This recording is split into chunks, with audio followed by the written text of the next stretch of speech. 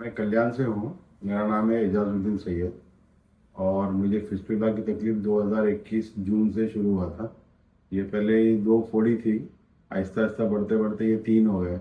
मैंने 2-3 जगह डॉक्टर को दिखाया लेकिन इलाज कहीं पे करवाया नहीं।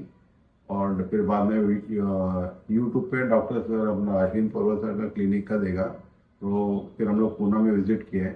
तो फर्स्ट विजिट में उन्होंने बता दिया कि ये कॉम्प्लेक्स फिस्टुला है और इसको सर्जरी करना पड़ेगा। फिर सर्जरी करने के लिए उन्होंने टाइम दिया। 19 फरवरी को मेरा सर्जरी हुआ है यहाँ पे। और 15 दिन में विजिट पे बुलाया मुझे। 2 महीने में मेरा जख्म भरने जैसा हो गया था। अभी आज मतलब लास्ट विजिट है मेरा, पूरा जख्म मेरा भर चुका हुआ है। अभी कोई तकलीफ नहीं है। ऑपरेशन से पहले बैठने में बहुत तकलीफ होता था, ऑपरेशन के बाद से बैठने में कोई तकलीफ नहीं है और सब प्रॉब्लम सॉल्व हो गया। यहाँ के अश्विन सर, डॉक्टर फरहान और जिन्होंने ऑपरेशन किया था, फॉलोअप भी अच्छा है। और पूरा यहाँ का जो स्टाफ है वो सब सपोर्टिव है।